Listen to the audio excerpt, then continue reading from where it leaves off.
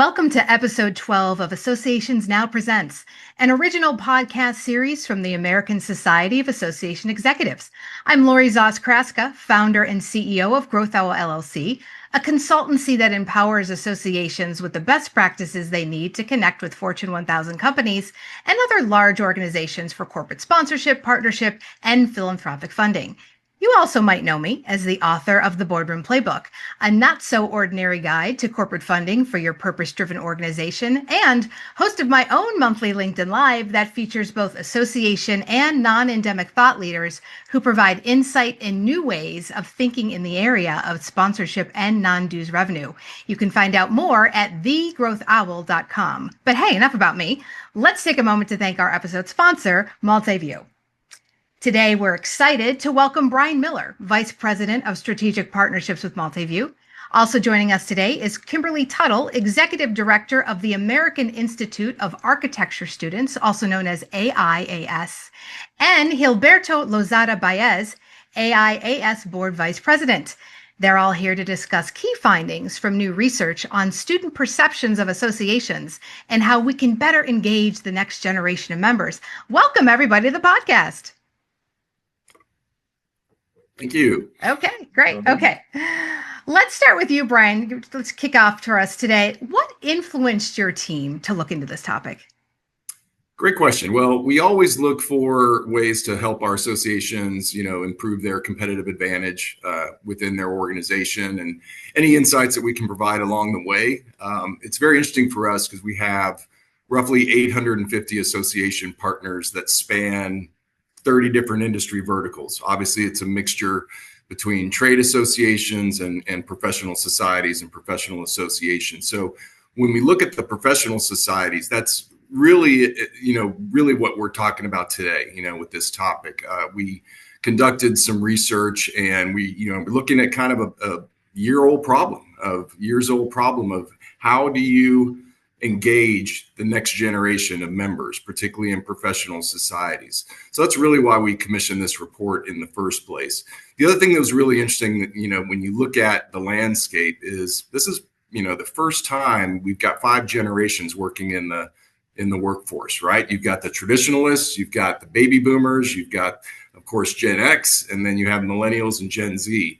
And from what we understand is this is the largest graduating class as well in foreseeable history that we look back at. So it's really important when you look at the really important message of how do the associations look for that next generational member? How do they find them? How do they keep them throughout their professional career and their journey as members of the association? So that's really the main reason we wanted to kind of talk about this topic today and really understand the importance of content and education when it comes to looking at those different member segments.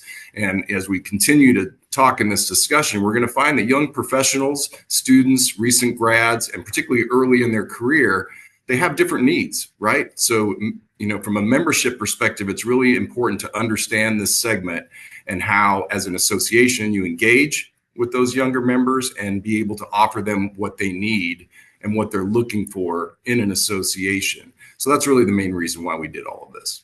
That's great. And, I want to delve in a bit more, Brian, into the research. A sizable amount of this next generation, based on what you found, knows about associations, but only about a quarter really understand the benefits.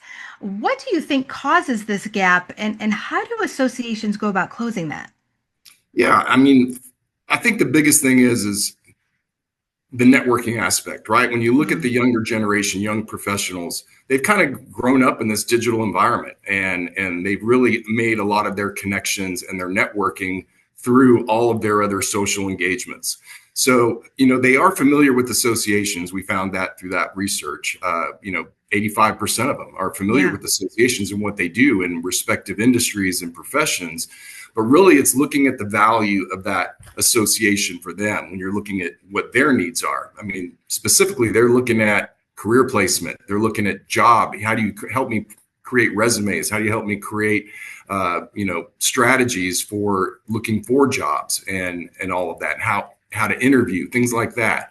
So they're really looking for those kind of things. And so that was really one of the drivers that we found in terms of that gap between being aware of the association, but understanding the value that associations provide. I think they understand that obviously associations represent those key things that they do, right? They're out there to promote their industry or their profession. They're out there to educate that industry or profession. And then they're out there to advocate on behalf of that industry or that profession. So, they learn that through job fairs, through what they learn for in their coursework, in their universities. But it's really about the associations kind of taking the understanding that what the young professionals are looking for is career assistance, job placement, skills training. Those are kind of the key things that we found that they're really the hot buttons for them. So from the association perspective, to kind of increase that value gap, that's really the areas that we need to make sure that they're focused on, is looking for ways that they can really engage those young professionals through those skills training, through helping them with their careers and through helping them with interviews and job placements and things like that. So that's really where, the gap that we saw. But the good news is, though, this is a great opportunity for the associations to really become the driver of this. This gap is very fixable, and it's very easily done by the associations to look at their member segments and understand that they each have different values along the way and what the value is for them by being an association member.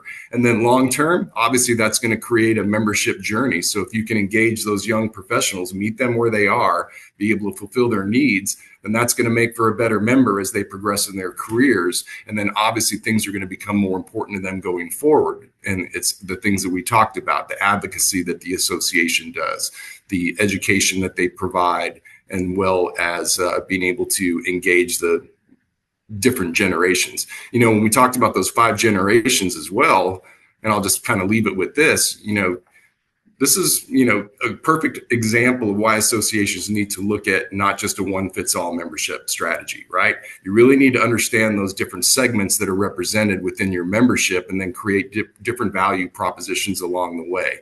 So hopefully this will help kind of engage them where they are. And then as they progress in their journey, the association is going to provide additional value and more long-term value going forward. I love that you said that it's really the association's responsibility to empower themselves to realize that they need to meet students and younger folks where they are. I think that's so important because, maybe a different mentality in the past would have been, well, it's really up to the student or up to the young professional to research us, for them to figure out what the value is, right? And Right. no, we have to turn this around, right? And I love that, really, that you've not only talked about that, but your research coincides with that. So I think that's excellent, excellent. So Roberto, I want to throw it over to you. You're a former student at the University of Monterey and now a young professional and board member. So congratulations on all your achievements thus far. What was your impression of associations before joining AIAS, and what prompted you to want to get involved and become a member? Thank you for saying that. And let me start with the second part of your question, because I Sure. think it's going to be a lot more insightful into what I was thinking about organizations when I Great. was a student. I remember being in first semester of college. I was just starting to study architecture school. And, it's very common for student groups to have these meetings where they try to get new people to recruit new members. And I remember sitting at the auditorium, hearing to the AIS group that was at my university talking about the organization, about what the AIS does, its impact, its reach, the networking opportunities. And it was a lot of an aspirational thing for me, because I remember looking up at that leadership team and thinking, I want to be in their place. I want to be able to talk about me being part of a community that has such an impact, that has that reach globally, that I can say that I am part of that type of a community. Interestingly enough, even though I was very inspired by that conversation, I didn't actually become a member of the organization until my 3rd year in school. So it took me a while to actually become a member and to start getting involved with the AIS chapter at my school and the AIS at large.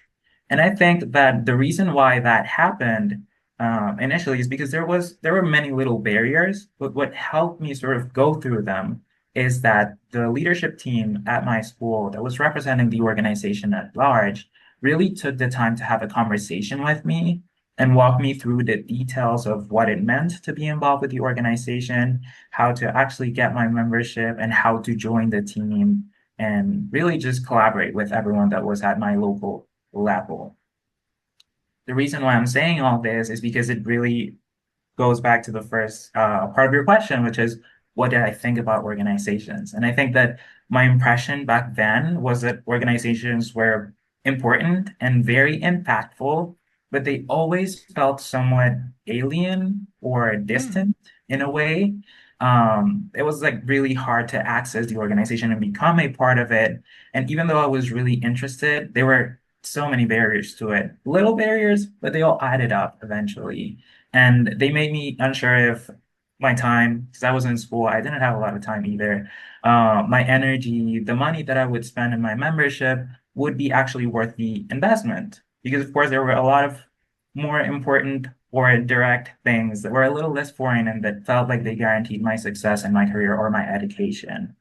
And so I think it's safe to say that once I got involved with the AIS, it all became a lot clearer, and I developed this sense of belonging that is also really important for students as well, to the point that I am now vice president of the organization. But yeah, I think it's really important to see how throughout my journey, a lot of those things that the report from Multiview talks about, this gap between students and the awareness of the value that organizations offer, it definitely impacted my journey.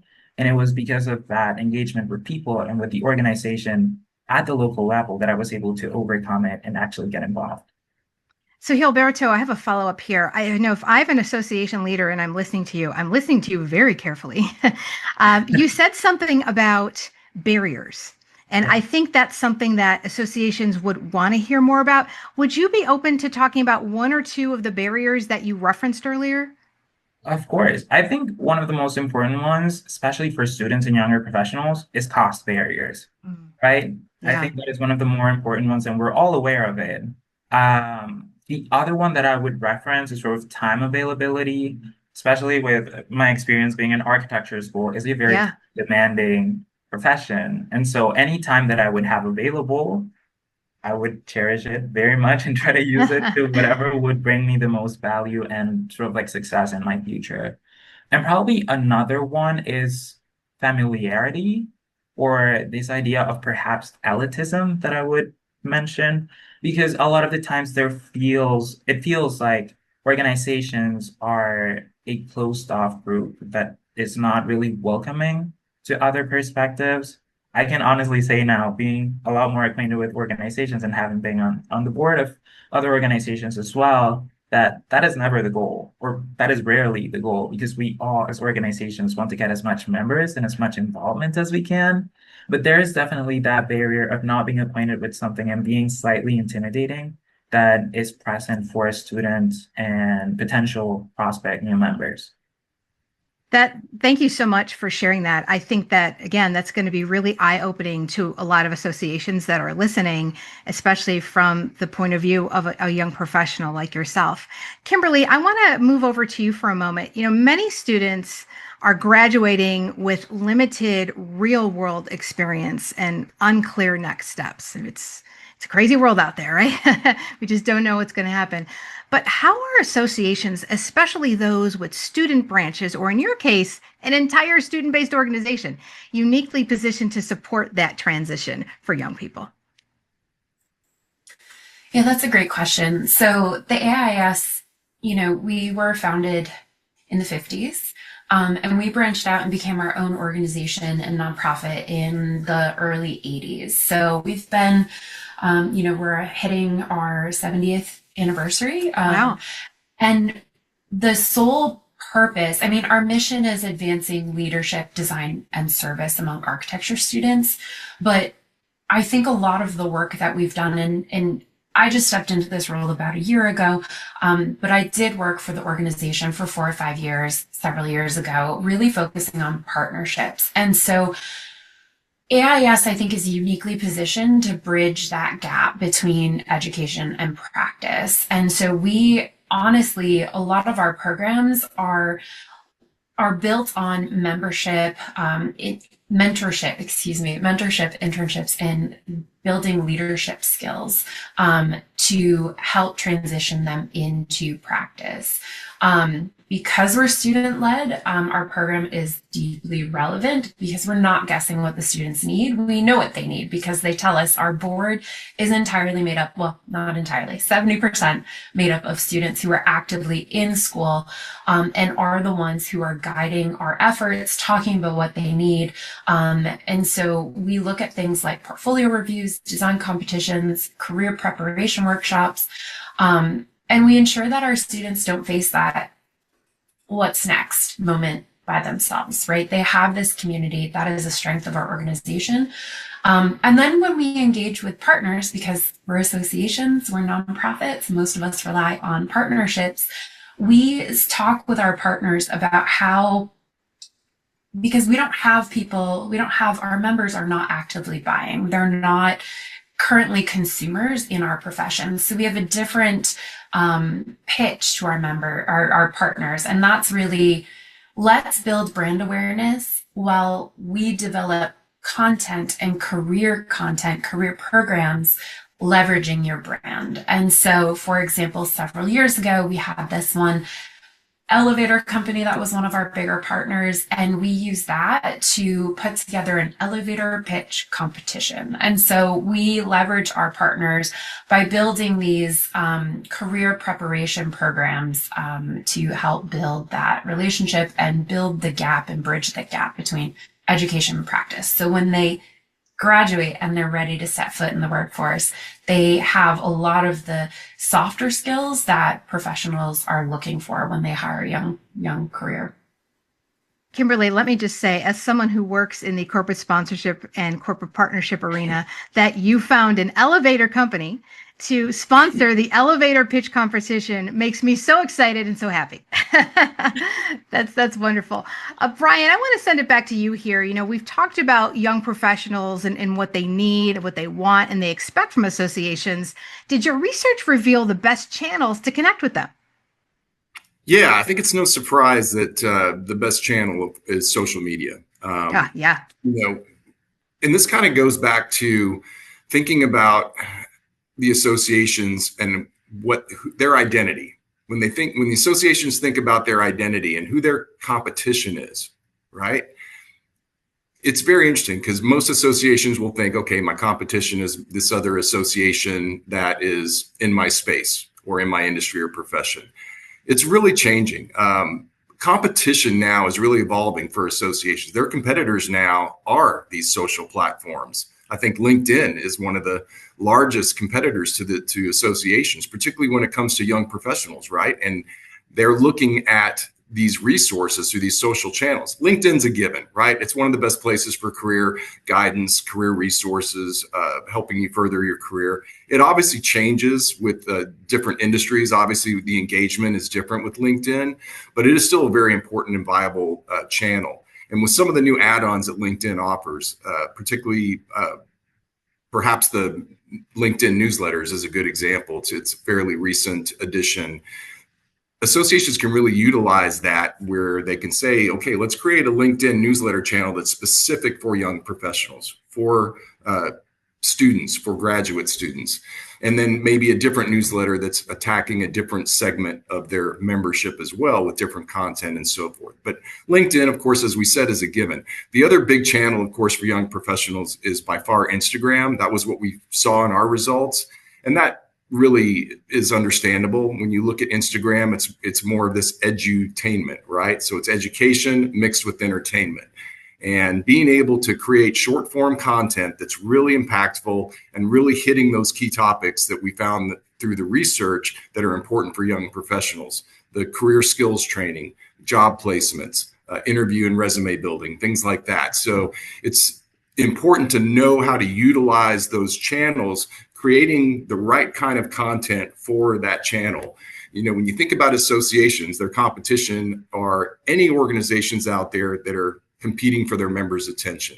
And when you look at young members, you're looking at Instagram, right? Instagram is a huge platform that they're engaging with their peers, as well as getting information and content in that kind of a format. And what is Instagram like? It likes reels. It likes carousel type of content, very short, impactful type things. So when you're looking at your education strategy for your different member segments, really understand that to use the different platforms in the right format and in the right context. You know, if you think of yourself like a media company instead of an association, it's almost very similar. You look at the Netflix model, for example. So Netflix has an audience, or any other company out there, a media organization. We'll just use Netflix as an example. So they've got an audience, and they get that audience because they're creating content specific to that audience, and that audience wants that. They have the distribution channels, right? They have the distribution channels through their streaming services, through other pay services that they might offer. And then they have the revenue side. There's two forms of revenue. They have the free model, which is we'll give you the content for free, but then it's subsidized by advertising. Or it's more of the membership model where you pay to subscribe as a member, and then you get that content after that through your subscription. If you look at your association, very similar. You've got the audience, that's your membership. You've got the content, it's all the education that you provide and all the various ways that you disseminate that. You have the channels, your website, your LMS, all of the various forms, all your social media, all those channels for distribution of that content. And then you have the monetization through your membership dues, as well as through the corporate sponsorships and the ways that you can engage your corporate sponsors. And Lori and Kimberly, you both kind of hit on this. You know, the corporate sponsors are really evolving to where they're becoming more thought leaders now too.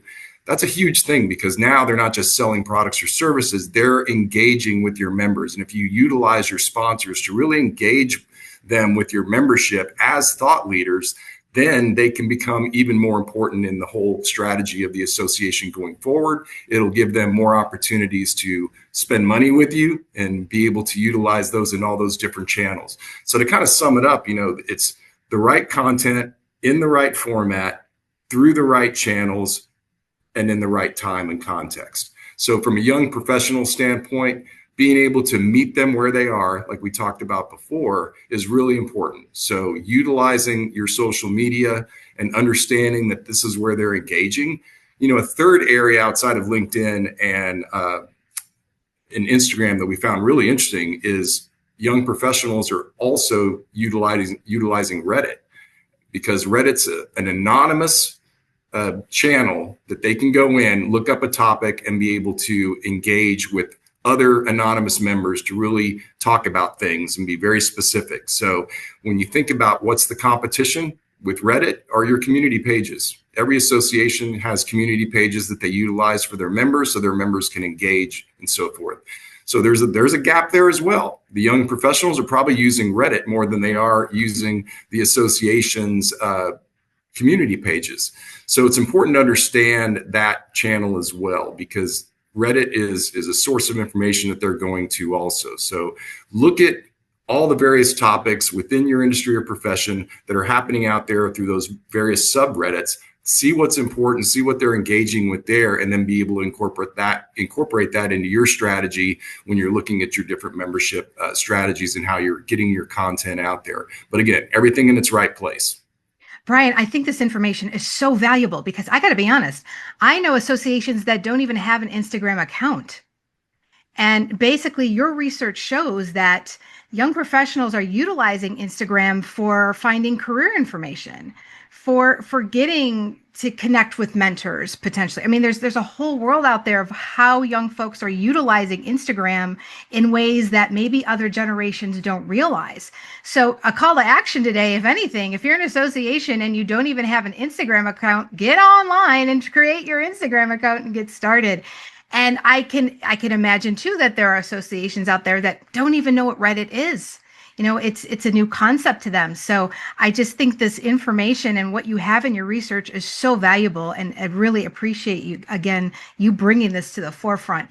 But Kimberly, I want to come back to you, because this idea of digital fluency comes up a lot in this report. What does it mean for associations to really adapt to social platforms, and how is AIAS specifically addressing this as well?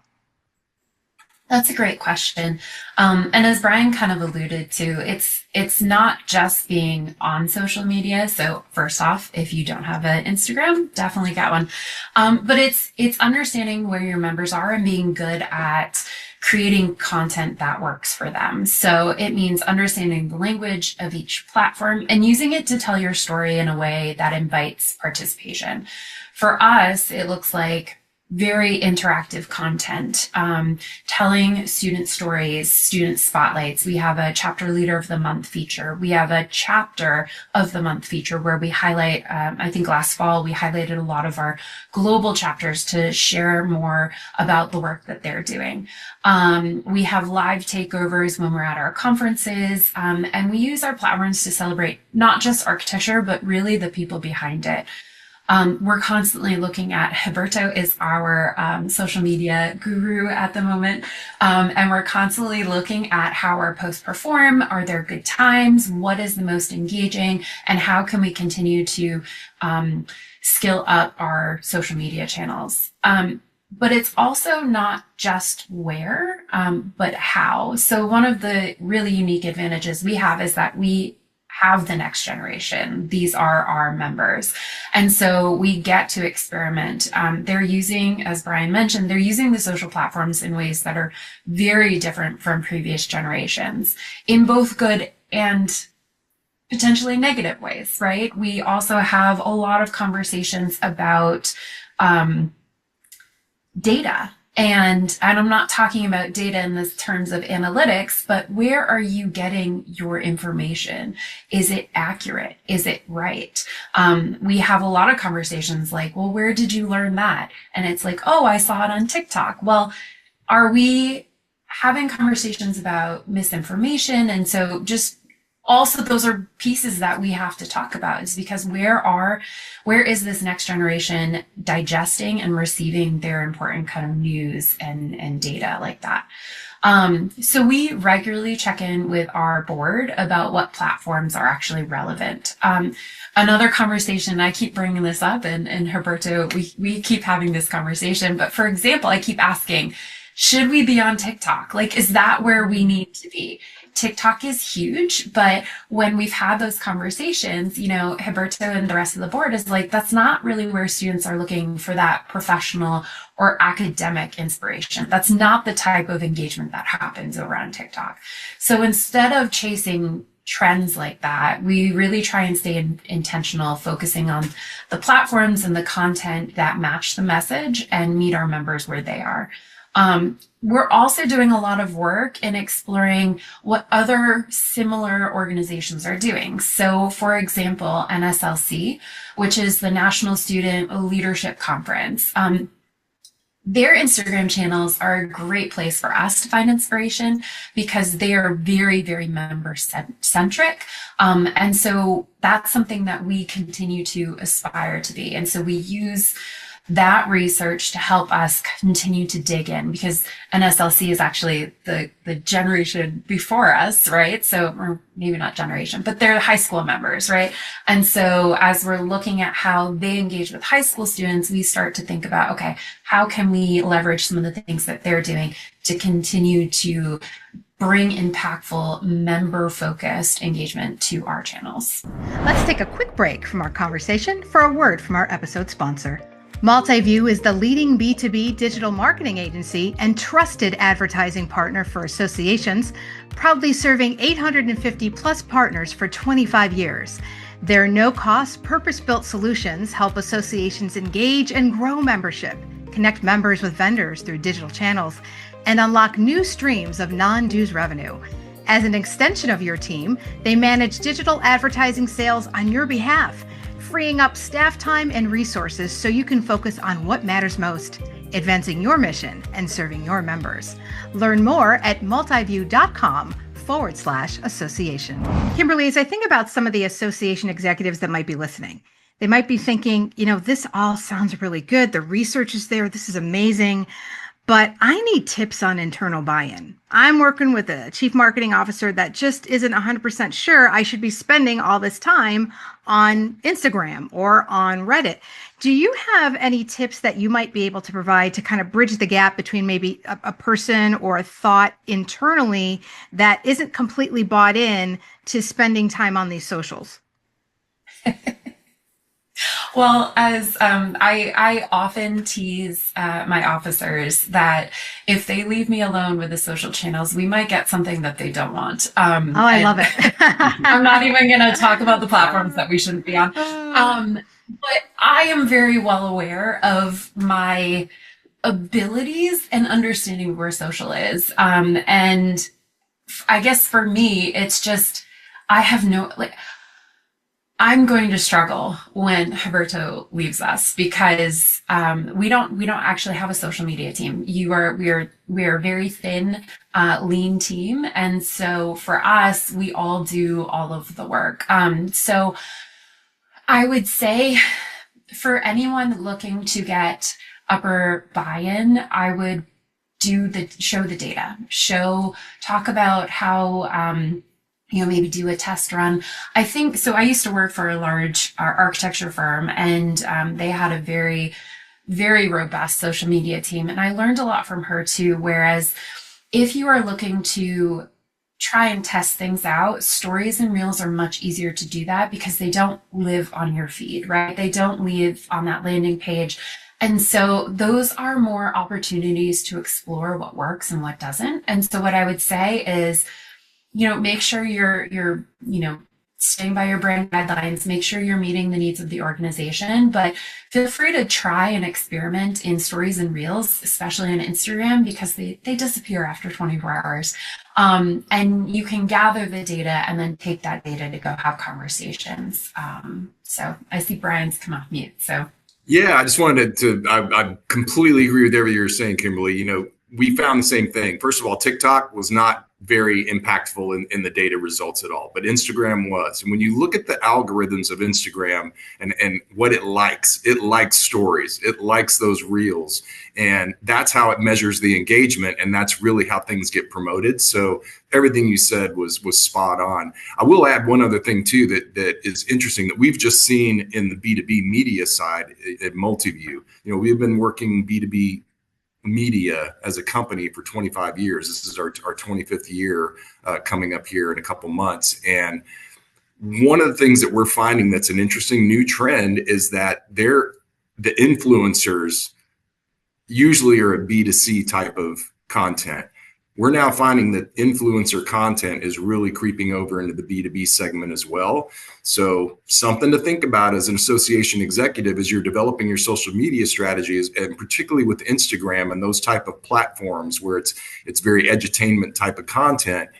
It might be a perfect opportunity to look within your community, your profession, and find influencers that you think could be very impactful and that can really help you reach these young professionals, because they're already seeing that influencer marketing in all of their other contexts as a consumer and as just that people of that generation. So that's another interesting trend. I didn't even realize that until I was talking to some of our other agency folks that we work with, and they very much brought up the fact that influencer marketing is becoming a key thing in B2B as well. So something for associations to think about. But that's great stuff, Kim. Hilberto, I actually want to give you kind of the last word on this because I would love to get your perspective. If you were speaking to an association executive that might be a little hesitant about utilizing new platforms like Instagram or Reddit, what would your advice to them be?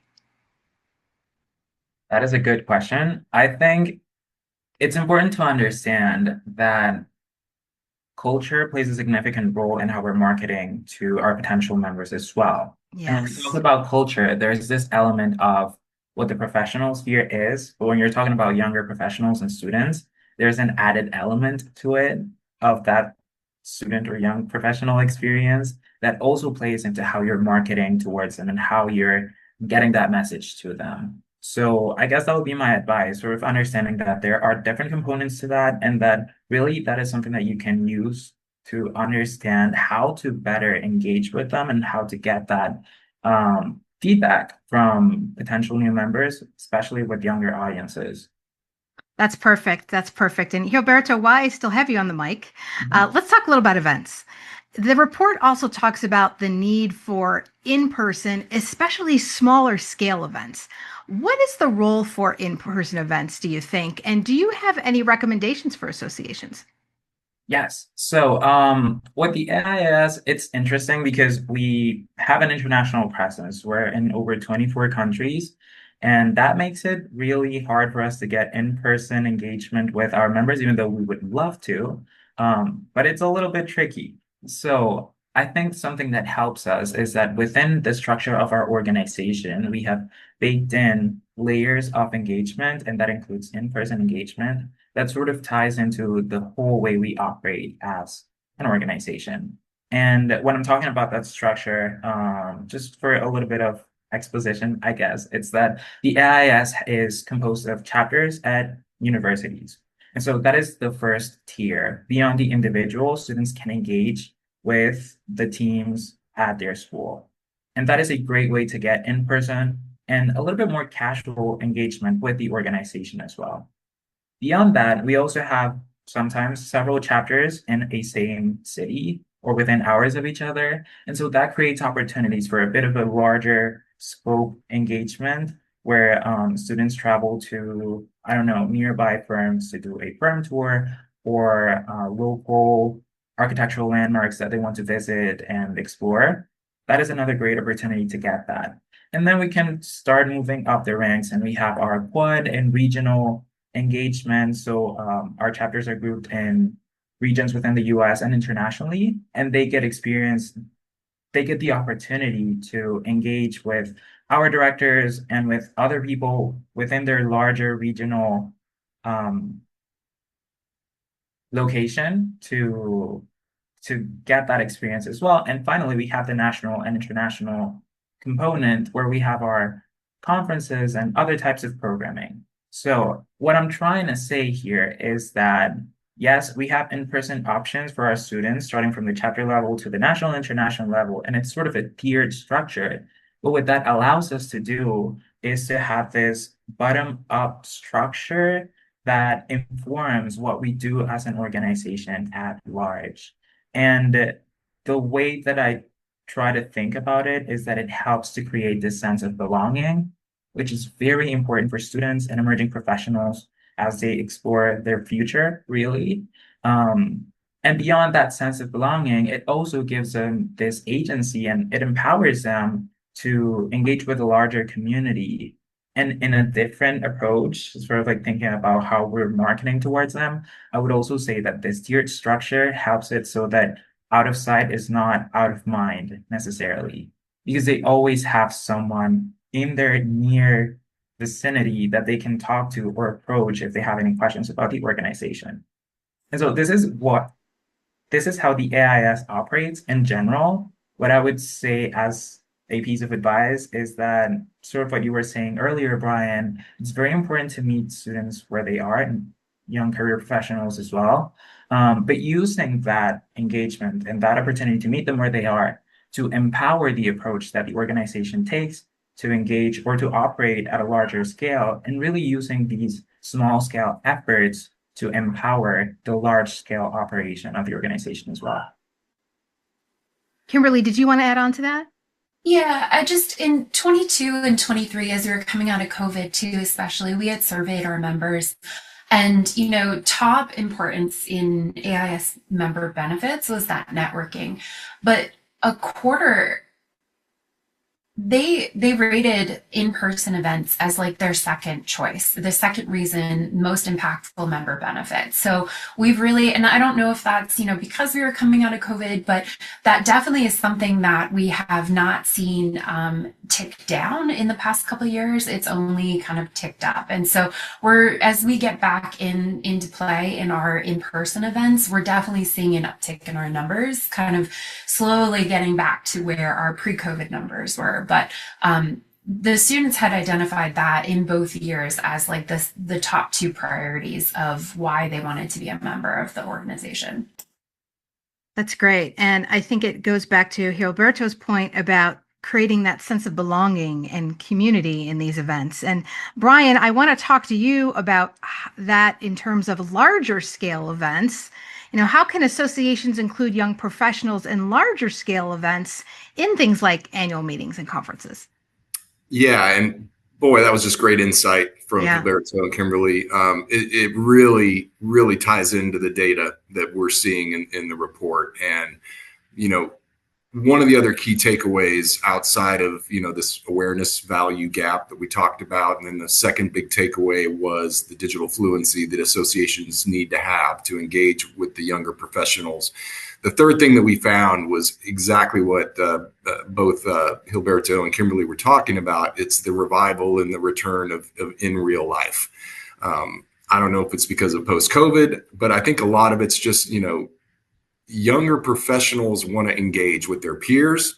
They want to engage in these small scale opportunities, right? It's happened, Gilberto mentions so many of them, but these local meetups, that's where they're networking. All these different like-minded peer-related discussions and how those are taking place.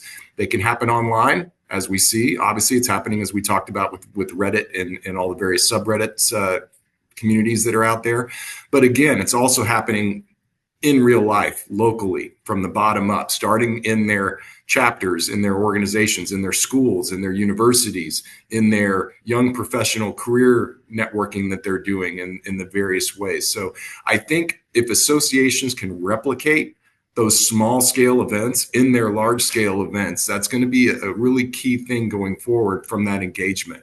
One of the things that we found out in the research as well is that the students and young professionals, when they go to these annual conferences or these larger scale events, they get lost and they get scared. They internalize and they don't network.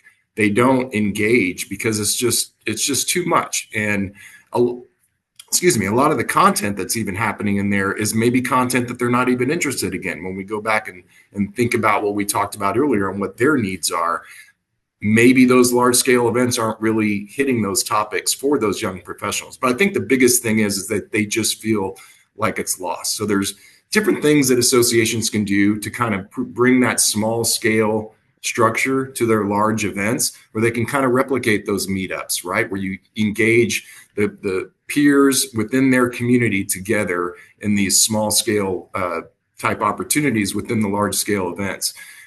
And I think another thing too is obviously mentorship and coaching is a huge thing that they want as well. What better way to engage your corporate sponsors to be those thought leaders like we talked about, get them engaged in these small scale events that are happening within the larger events so that they can not only have their peer discussions, but they can also have some coaching and mentorship type opportunities with other businesses that are out there in the profession that can offer guidance to them. And obviously that creates networking for them and when they're looking for possible career placement as well. The other thing I think would be interesting to do is when you think about all the cities that you go to for your large scale events, for your annual conferences, maybe connect with local universities, colleges, trade schools, whatever that may be, depending on your profession or your trade, and try to recruit volunteers, students from those universities to actually work with you as a volunteer at your annual conference, for example, because now they're not scared. They actually have a role within the entire scheme of things. They can actually be very involved from a volunteer standpoint, which is going to create those connections for them. They're going to meet people. They're going to have those networking opportunities. They're going to have the ability to work with their peers. And they're also getting that sense of belonging that Gilberto talked about, where they're feeling important. They're not just attending, they're actually participating in the event as a volunteer. And it's a great thing for associations because the more staff that you can have that you're not paying for lack of a better phrase, it's even better. It offers more resources for the association to be able to do some of these additional things. But I think that would be a great opportunity for associations to look at different things like that for the cities that they're in and how they can utilize the resources within that city through the local colleges and universities to be able to recruit students to volunteer, introduce them to the association, and then they can start seeing some of the benefits early on before they even join. So that's one of the insights that I think we gained from the data. But again, this really ties in with everything Kimberly and Gilberto has been talking about in real life from their organizational perspective. So it's great. I love this. The return to in real life. Brian, I think Multiview should brand that, trademark it, copyright it, because I think there could be something there. But to bridge off of that, Brian, I have to brag in my hometown a bit here. I'm from Cleveland, Ohio, where the ASAE annual was last year. Destination Cleveland, which is a local nonprofit organization, was highly involved in in the ASAE 2024 conference. And I was speaking to a representative from Destination Cleveland, and she was telling me about the number of young people, basically those under 30 years old, who have volunteered to come out for this event to, direct people where they need to go, or recommend places to eat, or what's a great place just to go kick back and relax. And I think so what you're saying makes complete sense, connecting to that sense of philanthropy and community engagement is so important. And my gosh, associations are built to do that. Absolutely. It's just perfect.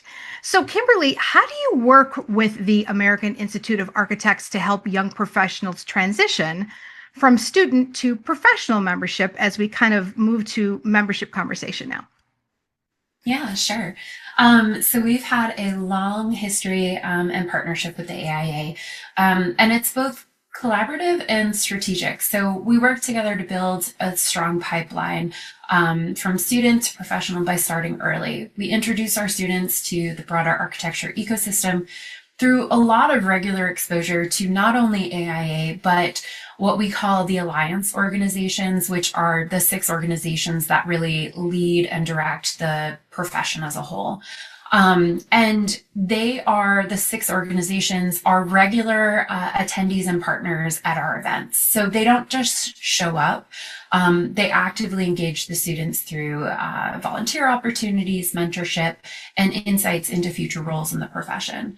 But when we think about partnering with our professional associations, we like to partner in meaningful initiatives. So we will connect our students with practitioners in real ways with the AIA. They sponsor a program called Crit Scholar.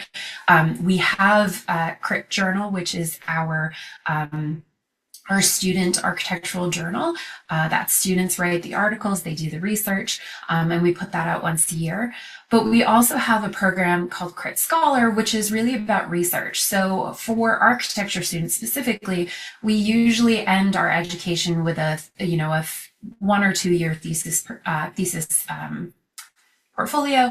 And so the students will get paired with a mentor in the profession, someone who is interested in that type of research.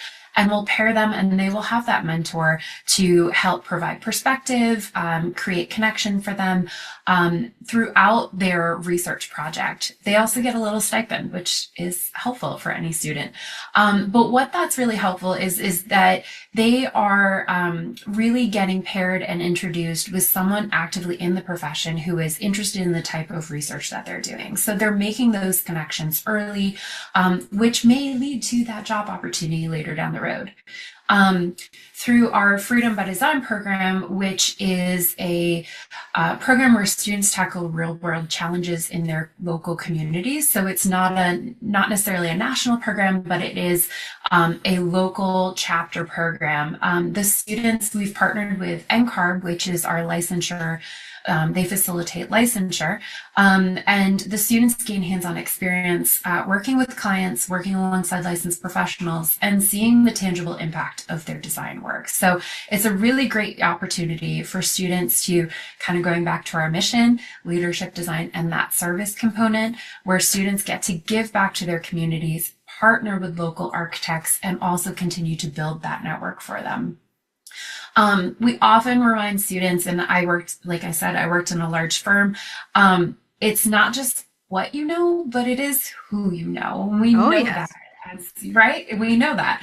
And our job is really to help open the doors, to make those introductions, to connect them with leaders, and to give them a seat at the table.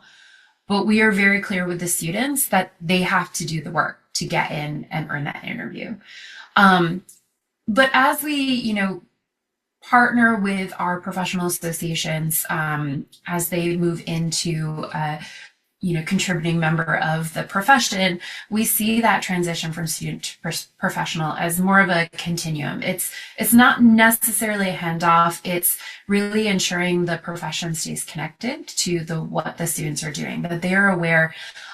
They know what is important and impactful to students because they are important. And I think going back to what Brian was saying, it's really great to engage with students in those manners. But I think, I've been in this space for about 10 years now. And early on, I was attending I was on some panels for some conferences, and I would have a student on the panel with me, right? We're in a presentation, we're in a session, and the student would be so nervous.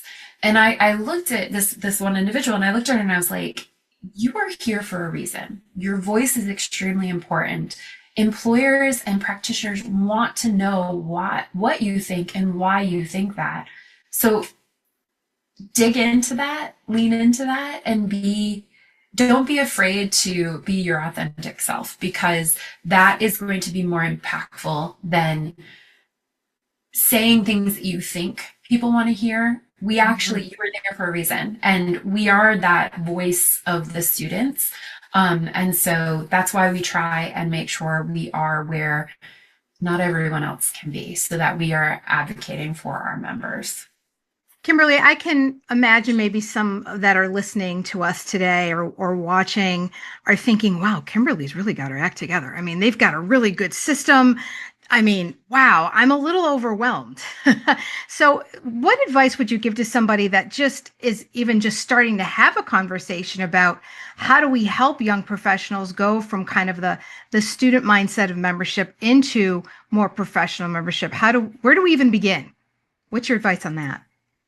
Yeah, so it's funny. We were actually on a call this morning with our counterparts in the UK to share lessons that we've learned. Because they have they have a free student membership. So there are more of the professional association, but they have a free student membership. And they wanted to know some of the things that we were doing to help give greater meaning to that student membership that they have. And so I think the first thing is if you already have that student base, maybe you have a free student membership, start talking with them, start reaching out. Focus groups are a really great opportunity to hear what they are saying, what they are wanting to know, and understanding where they're digesting and getting their content. So I think first off, start there.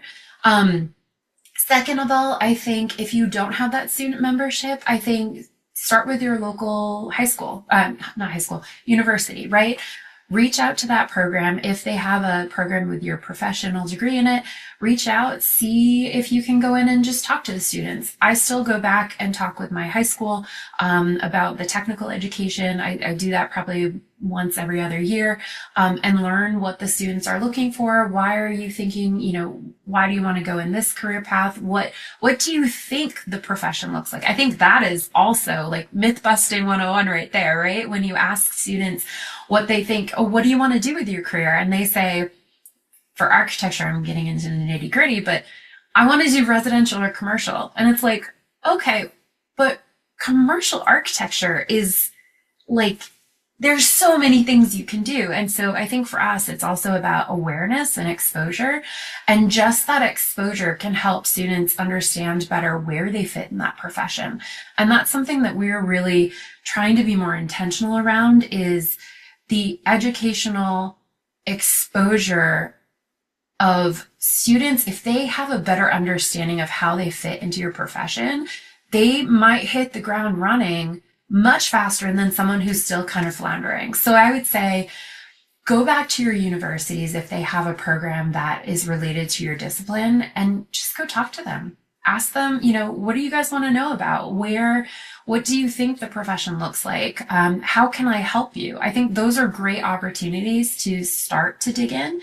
And then maybe eventually, the membership or the engagement will grow from there. But I think that's a great first step, is to just go talk to the students, go right to the universities and offer up your services. I I will go and give a career portfolio 101 session. People reach out and say, hey, can you come talk to our students about what the profession and practitioners like to see when they're reviewing portfolios? And I'll go and I will be very, very blunt. I'm like, don't do this, don't do this, don't do this. This I would love. This is a great example. And so I think just by engaging and showing you were there as a resource is a great first step. And I just want to say that this type of engagement with universities and other type of educational partners, corporate sponsors love this because they are actually in the same boat as associations. They are trying to engage young people and young professionals to get excited about their specific industry or their workforce.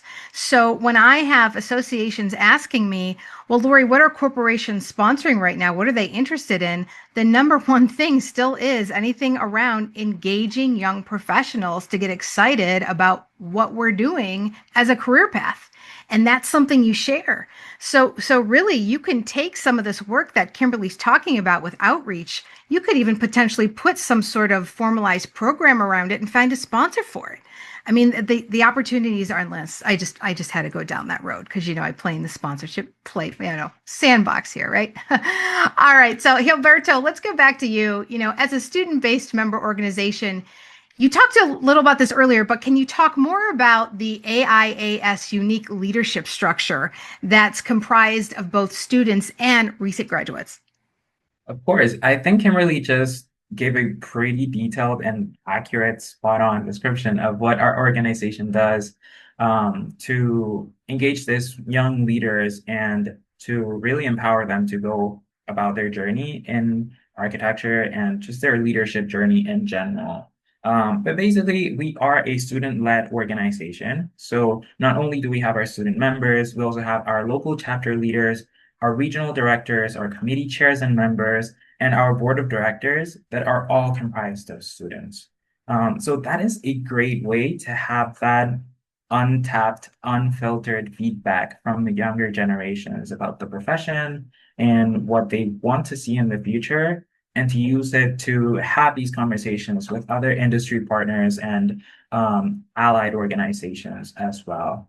And like you were mentioning, we also have alumni that sort of tie into this entire piece because it helps us see what's happening not just while they're in school, but also once they have graduated and they're joining the profession, and what really their education and their interests pan out to be in the future. And so what we do as an organization in a way is to, the way I see it, complement their education to find those resources and those opportunities that sometimes are not being offered by their local school programs, or that they could find elsewhere, and bringing it a little bit closer to them so that they can explore what they want their future career to look like, what the opportunities are for them, and to empower them to make an impact and to shape their profession into what they want to see. The way that I see it is that students and young professionals are really an equal part of this collaborative ecosystem that shapes our profession, right? We have in architecture what is called the allied organizations, and they are basically every realm of architecture that could be involved. So we're talking about the professionals themselves, about researchers, we're talking about accreditation, and everyone wants to hear from students. And so in a way, what we do through this structure is empower them to understand that, like Kim was saying, their voices are important. And everyone in this profession that wants to make a change wants to hear from them. And so giving them those platforms so that they can speak up and be heard, I think that's kind of like what is in the DNA of the AIAS that empowers student leaders and young professionals as well. And I think that is the perfect place for us to end today. I want to thank everyone for listening to this episode of Associations Now Presents. Join us each month as we explore key topics relevant to association professionals, discuss the challenges and opportunities in the field today, and highlight the significant impact associations have on the economy, the U.S., and the world. Again, we'd like to thank our episode sponsor, Multiview. For more information about our sponsor, check out their link in our show notes. Be sure to subscribe to our podcast on Apple, Spotify, or wherever you listen to your favorite podcasts. And for more information on this topic, visit Associations Now online at associationsnow.com.